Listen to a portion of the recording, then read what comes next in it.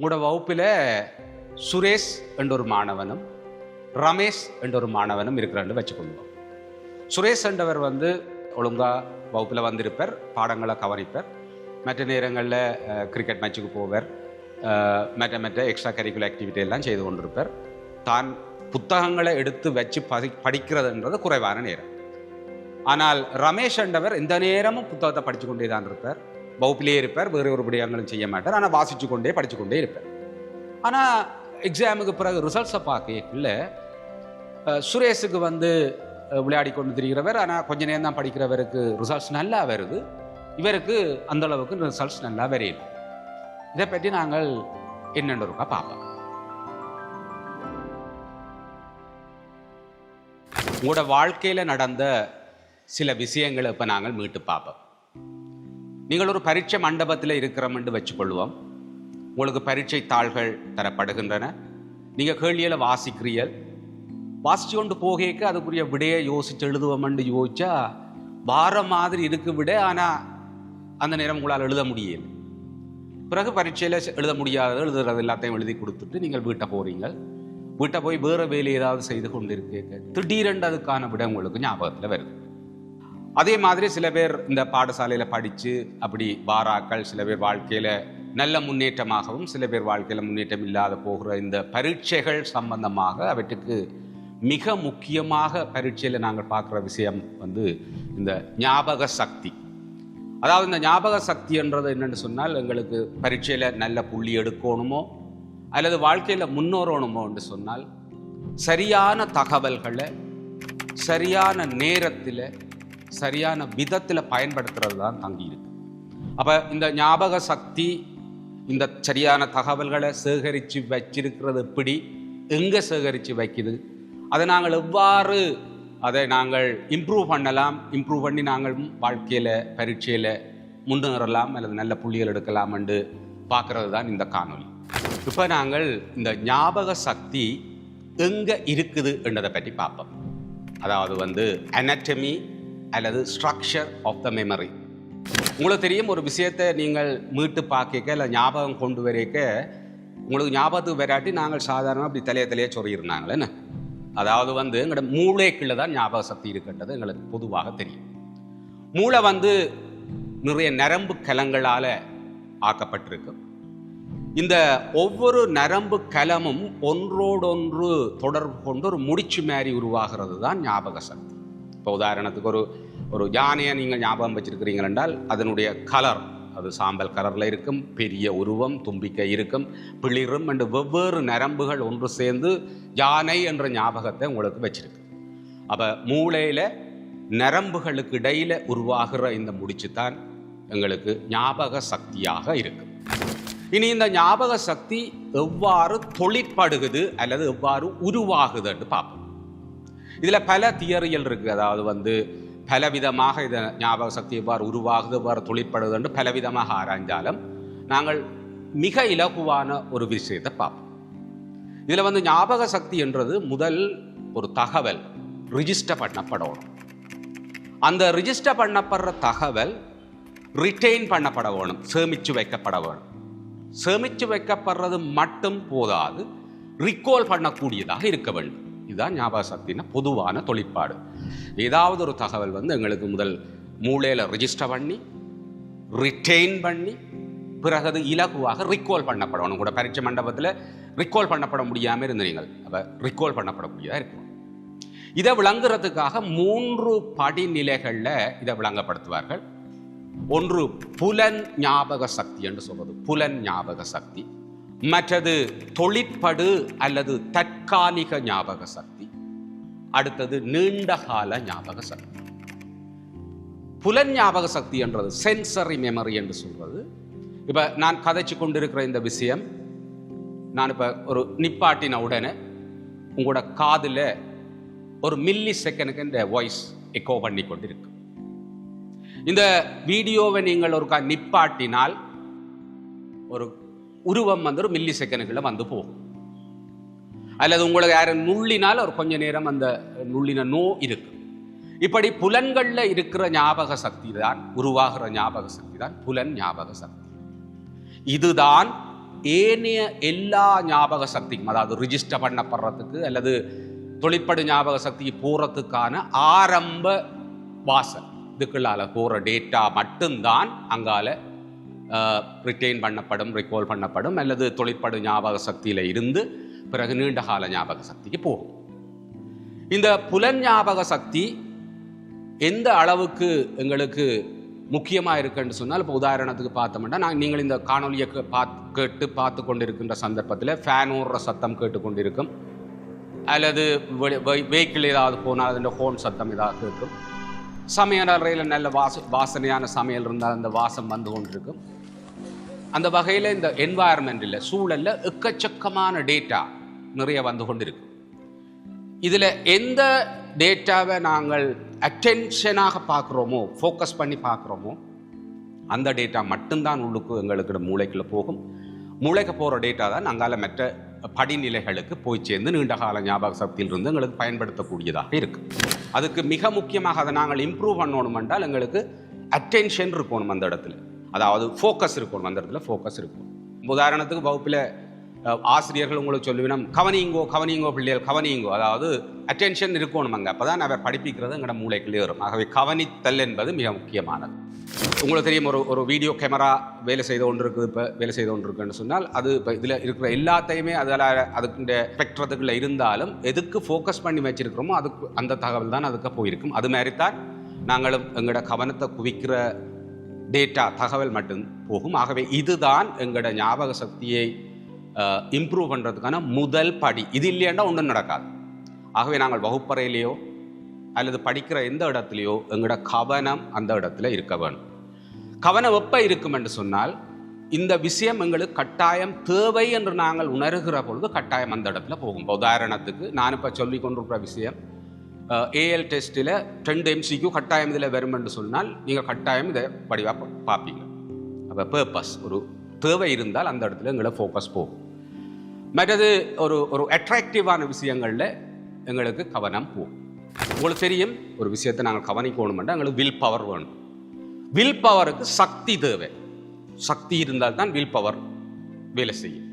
ஏனால் போகிற எங்களோட சிதறல், சிதறலை கவனத்துக்கு எடுக்கணும்னு சொன்னால் நாங்கள் சக்தியை பாவிச்சு தான் எங்களோட ஃபோக்கஸ் மைண்டை கொண்டு வர வேணும். உங்களுக்கு எல்லாருக்கும் தெரியும், நாங்கள் அடிப்படையில் கூர்ப்பில் சாதாரண நாங்கள் கூர்ப்படைந்து கொண்டு வரையில் விலங்குகளில் இருந்து மனித வந்ததாக எங்களுக்கு தெரியும். அந்த அடிப்படை விலங்குகளினுடைய அந்த இன்ஸ்டிங்க்ட்னு சொல்கிறது, அந்த உணர்வுகள் எங்களுக்குள்ள இருக்கும். இந்த அடிப்படையான உணர்வுகள் என்னென்று சொன்னால், அடிப்படை விஷயம் 2. ஒன்று உயிர் வாழுதல், இனம் பெருகுதல். உயிர் வாழுதல், இனம் பெருகுதல்.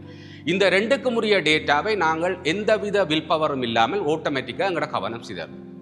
உதாரணமாக இந்த இடத்துல ஒரு டக்கண்டு ஒரு பாம்பு வந்துடுது, அல்லது திடீரென்று ஒரு நெருப்பு பத்து என்று சொன்னால் உயிர் தப்ப வேணும் என்றால் நாங்கள் இதில் செய்து கொண்டிருக்கிற எல்லாத்தையும் விட்டுட்டு அதை நோக்கி தான் எங்களோட கவனம் போகும். அல்லது ஒரு நல்ல உணவு இதால் கொண்டு போய்க்க டக்கண்டரும் எங்களோட கவனம் சிதறப்பாக்கும்.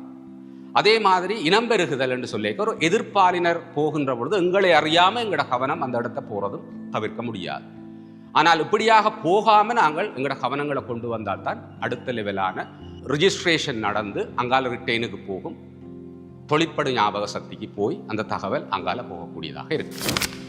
இதுவரை நேரமும் நாங்கள் புலன் அல்லது சென்சரி மெமரி அல்லது புலன் ஞாபக சக்தியை பற்றி பார்த்தோம்.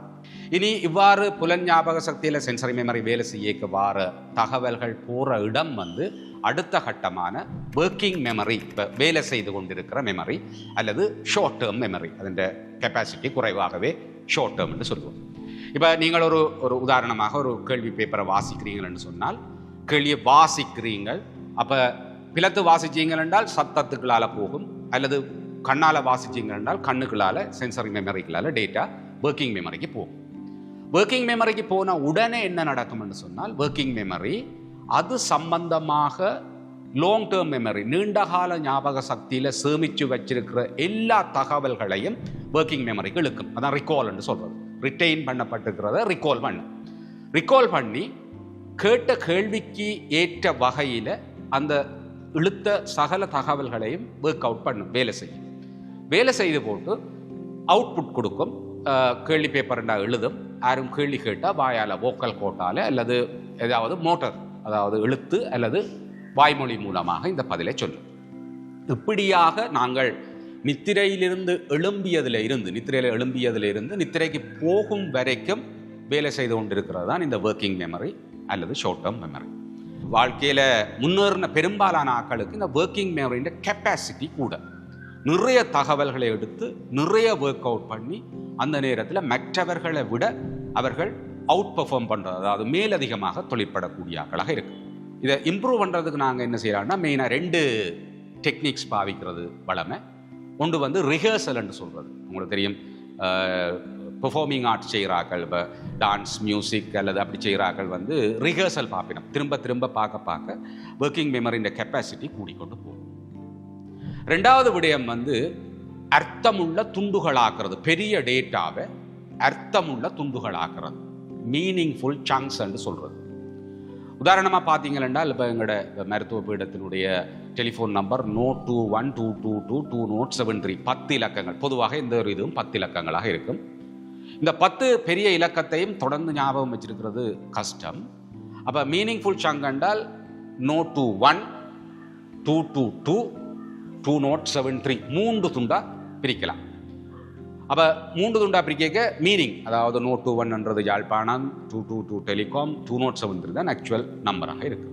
இதை இலகுவாக விளங்கப்படுத்துறதுக்கு எங்களோட தகவல்களை வச்சிருக்கிறதுக்காக எங்களோட மூளையை ஸ்லாட்ஸ் ஆக உருவகப்படுத்தி இருப்பினோம். அதில் 7 சக ஓசாய 2, அதாவது 7ஓட 2 கூட்டினா 9 கழிச்சா 5 வரும். இதில் உங்களுக்கு கேள்விப்பட்டிருப்பீங்களா, அந்த அட்டாவதானி தசாவதானி என்று சொல்லி ஒரே நேரத்தில் 8 அல்லது 10 விடயங்களை ஒரே நேரத்தில் ஹேண்டில் பண்ணக்கூடியாக்கள் ட்ரைனிங்கால் மட்டும். ஆனால் எங்களால் நாங்கள் இந்த மல்டி டாஸ்கிங் என்று சொல்கிற விடயங்களில் போனால் ஆழமாக செய்ய முடியாது. ஆகவே மல்டி டாஸ்கிங் செய்கிறது அவ்வளோ உசிதமானது அல்ல.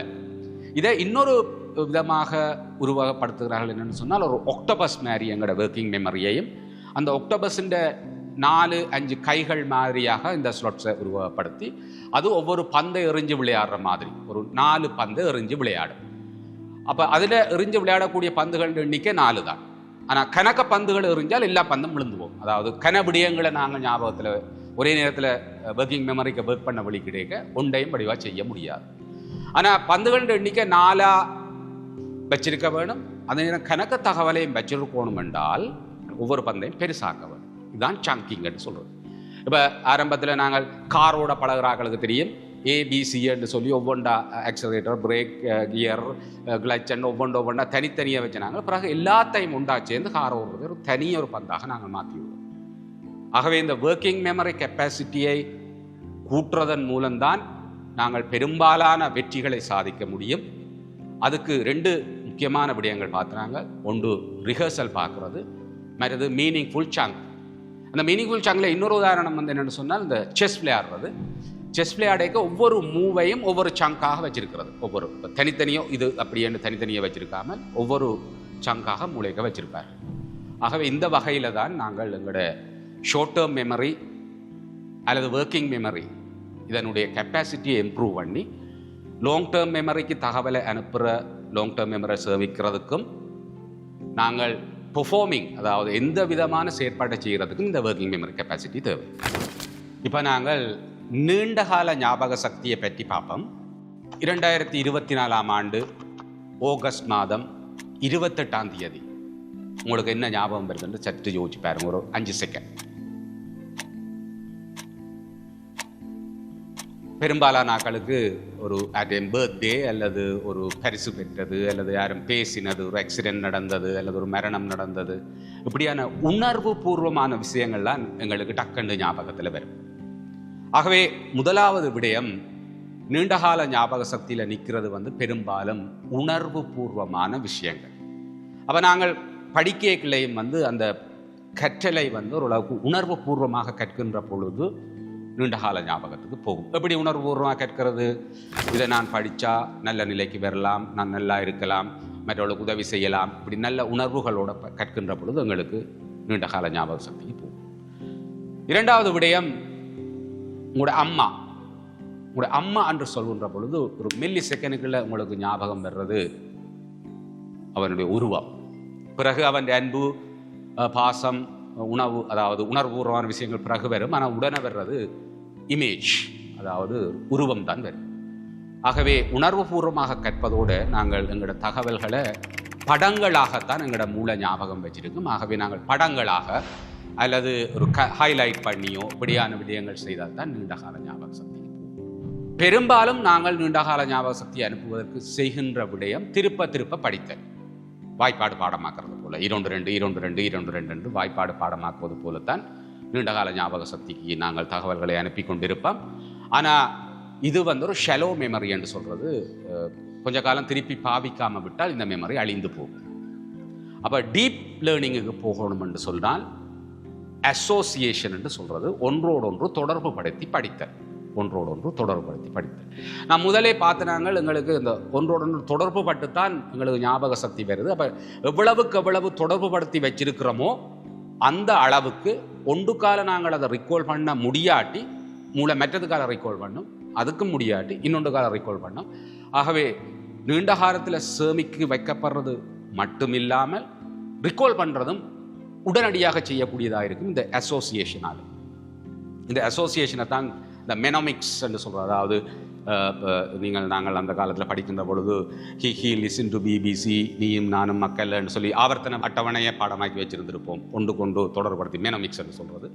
அல்லது கதைகளாக அல்லது இன்னொரு பாடத்தோடு இன்னொரு பாடத்தை அல்லது எங்களோட வாழ்க்கை முறைகளோடு தொடர்படுத்தி இப்படி அசோசியேட் பண்ணி படிக்கின்ற பொழுது தான் எங்களுக்கு ஆழமாக எங்களோட ஞாபக சக்தி நீண்ட காலத்துக்கு நிற்கும். மற்ற உங்களுக்கு தெரியும், இந்த நீண்டகால ஞாபக சக்தி ஷார்ட் டேர்ம் மெமரியோட ஒப்பிடும் பொழுது கெப்பாசிட்டி மிக மிக அதிகம். அதாவது கிட்டத்தட்ட 25 லட்சம் ஜிபி கெப்பாசிட்டி உள்ளதாக கணிக்கப்பட்டிருக்கிறது. 25 லட்சம் ஜிபி கெப்பாசிட்டி உள்ளதாக கணிக்கப்பட்டிருக்கு. கிட்டத்தட்ட 4.7 பில்லியன் புக்ஸ், 4.7 பில்லியன் புத்தகங்களை சேமிக்க வைக்கக்கூடிய அளவு எங்களோட நீண்டகால ஞாபக சக்தி இருக்கு. இந்த நீண்டகால ஞாபக சக்திக்கு போற தகவல்கள் கன்சாலிடேஷன் என்று சொல்லி ஒரு ப்ராசஸ்க்கு போக வேணும், உறுதிப்படுத்துதல். அது அந்த முடிச்சு இறுக்கமாக வேணும் என்று சொன்னால் அதற்கு ஆழமான நித்திரை தேவை. நித்திரையில் என்ன நடக்கும்னா ஷார்ட் டேர்ம் மெமரியில் இருக்கிறது லாங் டேர்ம் மெமரிக்கு டிரான்ஸ்ஃபர் ஆக மூளை என்ன செய்யும், தனக்கு தேவையானவற்றை மட்டும் சேமிச்சு கொண்டு தேவையில்லாததை ப்ரூனிங் செய்யும், கட் பண்ணி வெளியில் எடுத்து போடும். நித்திரையில் நடக்கும். இது ரெண்டம் காம்பினேஷனாக நடக்கும்னா ஒன்றோடொன்று மாறி மாறி தகவல் எங்களுக்கு தேவையானது மூளை ஃபீல் பண்ணுறதுகளை இரவு மூளை வேலை செய்து கொண்டிருக்கும். தொழிற்படு ஞாபகம் அல்லது தற்காலிகத்திலேருந்து நீண்டகால ஞாபக சக்திக்கு போய்கொண்டிருக்கும். நல்ல நித்திரை மிக மிக முக்கியம். நாங்கள் எல்லாம் பரீட்சைக்கு கிட்ட நித்திரையை முழிச்சு போட்டு நாங்கள் நித்திரை முழிச்சா இணைய உடற்தொழில் பாடுகளும் குறைவாக இருக்க அவை பரீட்சை எழுதுகின்ற பொழுது நித்திரை தூக்கும். ஆனால் முதலே நாங்கள் வடிவாக நித்திரையை கொண்டு நீண்டகால ஞாபகத்தில் வைத்திருந்தால் இது மிக இலகுவாக இருக்கும். நித்திரை மிக மிக முக்கியம் கன்சாலிடேஷனுக்கு. இனி நாங்கள் பார்ப்போம், இந்த சேமிச்சு வச்சிருந்தால் மட்டும் போதாது, இலகுவாக ரிகால் பண்ணக்கூடியதாக இருக்க வேண்டும். உங்களுக்கு தெரியும், பரீட்சை மண்டபத்திலேயோ அல்லது தேவையான எந்த இடத்திலையும் நாங்கள் நீண்டகால ஞாபக சக்தியில் சேமித்து இருக்கிற தகவலை உடனடியாக ரிகால் பண்ணக்கூடியதாக இருப்போம். அதுக்கு மிக மிக முக்கியமான ஒரு தொழிற்பாடு ஆக்டிவ் ரிகாலிங். அதாவது நாங்கள் இப்போ படித்து கொண்டிருக்கிற விடயத்தை நாங்களாகவே மீட்டு பார்த்துக்கொள்வோம். நாங்களாக மீட்டு ஆக்டிவ் ரிட்ரீவல் என்று சொல்வாங்க, மீட்டு பார்க்குறது. இப்போ இதுக்கு மிக முக்கியமாக நாங்கள் பொதுவாக பயன்படுத்துகிற ஒரு விடயம் டெஸ்ட்ஸ், அதாவது பரீட்சைகள் செய்து பார்க்குறதன் மூலம் நாங்கள் அதை ஆக்டிவாக ரிகால் பண்ணிக்கொள்ளலாம். அடுத்தது சாதாரணமாக என்ன செய்யணும்னு சொன்னால், நாங்கள் ஒரு புத்தகத்தை வாசித்து கொண்டிருக்கிறோம், ஒரு 5 நிமிஷம் 10 நிமிஷம் போன அப்புறம் புத்தகத்தை மூடி வச்சுட்டு நான் இவ்வளோ நேரம் என்ன படித்தேனான்னு சொல்லி ரிகால் பண்ணி பார்த்துட்டு அது சரியான்னு பார்க்கும். ஆக்டிவ் ரிகால் கஷ்டமாக இருக்கும். எவ்வளவுக்கு கஷ்டமாக நாங்கள் செய்கிறோமோ அந்தளவுக்கு ஸ்ட்ராங்காக ரிகாலிங் கெப்பாசிட்டி எங்களுக்கு வரும். அதாவது 2 தொடர்பு படுத்தப்பட்ட 2 முடிச்சுகளுக்கு இடையான பாத் நல்லா ஸ்ட்ராங் ஆகும். அப்போ இலகுவாக மீட்டுக்கொள்ளலாம். அதுக்கு ஆக்டிவ் ரிட்ரீவல், திருப்பி நாங்கள் ஆக்டிவாக ரிகால் பண்ணி பார்க்க வேண்டும். 2வது விடயம் மற்றவைக்கு படிப்பிக்கிறது. இன்னொரு ஆளுக்கு நாங்கள் படிப்பிக்க வழிகிட்டோம்னு சொன்னால் நாங்கள் ரிகால் பண்ணுறது ஈஸியாக சரியாயிடும். உங்களுக்கு தெரியும், ஒரு புல்லு நிறைஞ்ச ஒரு வயல்வெளியோ அல்லது ஒரு நிலத்துக்குள்ள அடிக்கடி நாங்கள் போய் வந்து கொண்டிருந்தோம் என்று சொன்னால் அந்த பாதை எங்களுக்கு இலகுவாக போய் வரக்கூடியதாக இருக்கும்.